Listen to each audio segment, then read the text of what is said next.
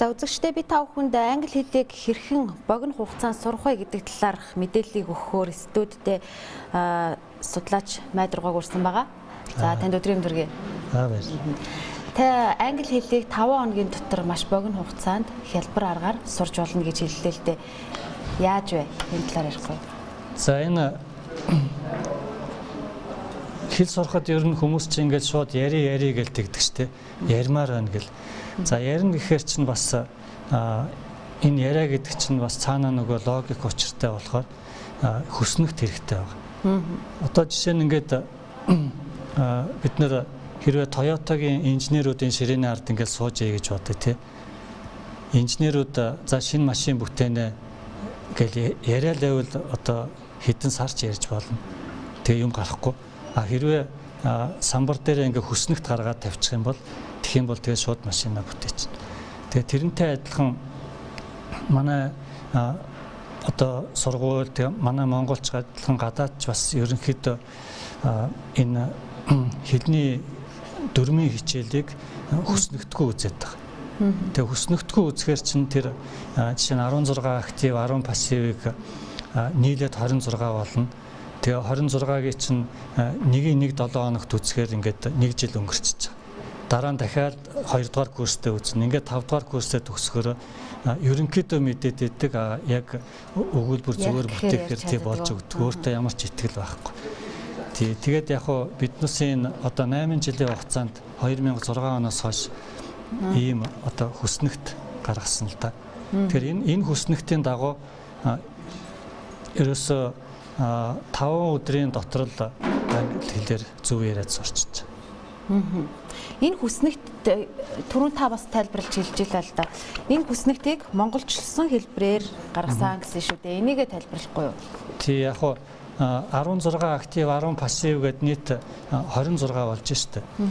Тэгэхэд ингээд яг английн ямар өгүүлбэр монголын ямартай ингээд яг тулах вэ гэдгийг олох шаардлагатай болсон. Би яг хоо ингээд нөгөө дээд сургуульд Москвад манайха өдөр бүр англи хэл үздэг байсан. Тэгээд төгсөж ирээд Монцамад орчуулга хийгээд хийсэн чинь манай редактор Сүх Жаргалмаа Жаргал гэл байсан л та. Тэд нэр Иремиран болтор ингээд засахгүй юу. Тэгээ би бүр гайхаад эн чи одоо нэг сайн төгсөж ирчээ те юу болж байна гэл. Тэгээ ажил дээр гараад нөгөө юунд хуучин номын дэлгүүрээс дээр үеийн нэг тийм сурах бичиг авч ирсэн. Тэр бол ингээд зөвхөн дөрөн байсан байхгүй юу. Тэгээд тэрийг үзэж юу яагаад Монголтойгоо тулгалт хийгээд ингэсээр байтал Монгол одоо нэг өгүүлбэрийг 26 хувирах, англиг хувирах ингээд нийлбэр дөнгөөрөө явсаар байгаа 50 болчихж байгаа. Тэгэхээр энэ аргачлалын онцлог нь ерөөсөө нэг өгүүлбэрийг л ойлгох юм. Хэрвээ нэг өгүүлбэрийг 50%-аас сурчвал цаана 1000 өгүүлбэрийг ямар ч төвөггүй хувиргач. Өөрөөр хэлбэл одоо өнөөдрийн хүртэл явж ирсэн англи хэлийг сурах арга барил нь өөрөө буруу байна гэж та хэлэх гээд байна уу? Тэгээ нөгөө талаараа нэг өгүүлбэрийг ойлгохын тулд ер нь тухайн одоо оюутнаас тухайн суралцагчаас юу шаарддаг вэ? Яг арга барил буруу гэдэг нь ч одоо юу юм зүгээр энэ англи Америкийн сурах бичиг сайн гэж үзэж штэ. Ягаад тэгэхээр тэр нутгийнхан тий мундаг профессорууд бэлдсэн гэд. Гэхдээ тэр одоо англи Америкч ингээд дэлхийд хилээд түгээж байгаа. Тэгэхээр энэ дэлхийд байгаа 5000 хэлийн дөрмийг тэд нар сурах ямар ч боломж байхгүй. Тийм учраас та нар дөрм үзээд хэрэггүй. Аяанда хүүхэд хэлд ордог шиг сурчна гэсэн. Тийм нөгөө аргачлал яваад байгаа байхгүй юу. Тэгэхээр чин ингээд харилцан яриа явж хагаад хажууд нь за энэ одоо simple юм шүү энэ continuous гэл ингээд заагаад өгчдөг. Тэгэхээр нөгөөдөг чинь бас нөгөө схемгүй болчихж байгаа. Хоёрдугаарт Монгол хүнд англи сурах бичгээр дөрм ойлгуулна гэсэн тийм ойлголт байхгүй л дээ. Тийм боломж байхгүй. Тийм учраас л ингээд энэ тулгалтыг хийгээд явсан байна. Харилцан яриагаар эхлээд сурах хэрэгтэй. Яг хөө тэр харилцан яриа сурна. Харилцан яриа бол яг нь ер нь хамгийн хэцүү юм чинь хамгийн хялбарх нь одоо уншиж сурах тий.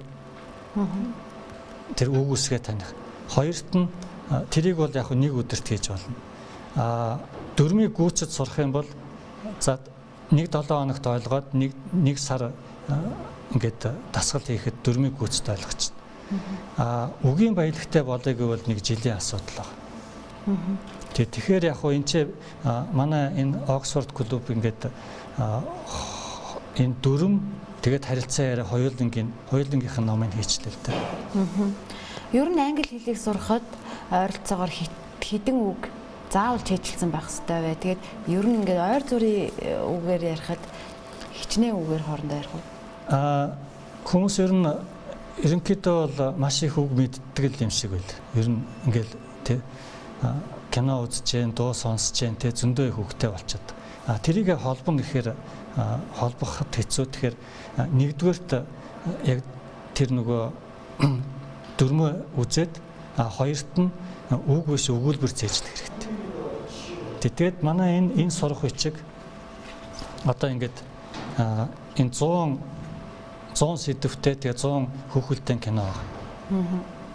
Ер нь бас энэ сурах бичгийн талаар их юм бол хөвчлэн гадны сурах бичгийг л ашиглаж байгаа шүү дээ. Энэ болохоор яг одоо та өөрөө бүтээсэн сурах бичиг байгаа. Сурах бичгийн талаар. Тийм энэ сурах бичиг яг Захин Мөртөө коллежийн захиалгаар тэгээд яг нэг бүтэн жил болсон хийх гэж. Тэгээд сая 2013 онд юуны худалдаа аж үйлдвэрийн танхимаас боловсролын шилдэг бүтээгдэхүүнээр шагнаад одоо энэ хөрөл меркури байж байгаа. Тэгээ энэний онцлог нь болохоор ерөөсө 20 өгүүлбэрийг 2 цагийн дотор цээжилдэг. Тийм аргачлалтай. Тэгэхээр чи 20 өгүүлбэрийг нэг өдөрт цээжлэхээр 5 өдөрт 100 өгүүлбэр болчихсон. Хүмүүс чинь нөгөө үг цээжлээд явдаг, дараа нөгөө холбоход хэцүү. Тэгэхээр бүтнээр нь цээжлэхэд хэцүүгээр. Жишээлбэл одоо та тэр театрч илсэн гэдэг байгаа энийг сайн тайлбарлаад өгөхгүй юу?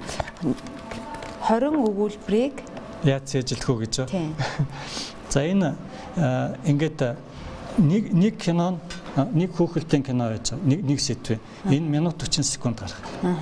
Тэгээ минут 40 секунд гараад энэ харилцан ярианы ингээд 10 асуулт 10 хариулт явж байгаа. Тэгэхээр хүмүүс ингээд текстогоор суучаад минут 40 секундын дараа нэг нь асуугаад нөгөөх нь хариулаад ингээд ээжлээд хахад 2 цагийн дотор 20 өгүүлбэр цээжилж. Тэгээ энэ хамгийн чухал одоо юу гэдгийг аргачлал тэр шинэлэг зүйд нь болохоор тэр хадмал орчуулга ашиглаж. Тэр хадмал орчуулга гэдэг нэг тийм цээжлэхэд хялбархан арга гараад ирлээ л дээ. Би сая зүгээр юуны энэ нэвтрүүлэгт ирэх гэж энэ дэлхийн ой тогтоолтын тэмцээний тухай энэ ой тогтоолтын манай нөгөө акцем гэж байна шүү дээ. Тэдний вебсайтаас мэдээг ингээд принтерлээд авчирсан. Тэгээ энд хамгийн сонь манай энэ хүүхдүүд дэлхийн аваргын тэмцээнд 3 дугаар байранд орцсон. Тэгээд нөгөө дунд насныхан болохоор байж болох одоо бүх медалийн 80% нь авсан байна шүү дээ. Тийм мундаг нөгөө ой тогтоол цээжилдэг. Тэгээд яг хуу жишээ болгоод ингээд тэднүүсийг дуурайгаад үзүүлэхэд энэ ингээд хүзрийн одоо 52 мод байдаг юм байна л да. Тэгэхээр энийг 30 секундэд ингээд бүгдийг цээжилж чинь. Тэр чинь 30 секундэд 50 мод цээжилнэ гэдэг чи одоо юу гэсэн үг вэ те? Секундэд 2-ыг цээжилж шүү дээ. Тэгэхээр ийм мундаг юунууд энэ мундаг одоо юу гэдгийг нөгөө ой тогтоолтыг сайжруулж байгаа. Энэ бол зүгээр гойд хүмүүс биш байгаа. Зүгээр л нөгөө дасгал хийгээд байгаа. Дасгал хийсэн хүн цээжилж идэв.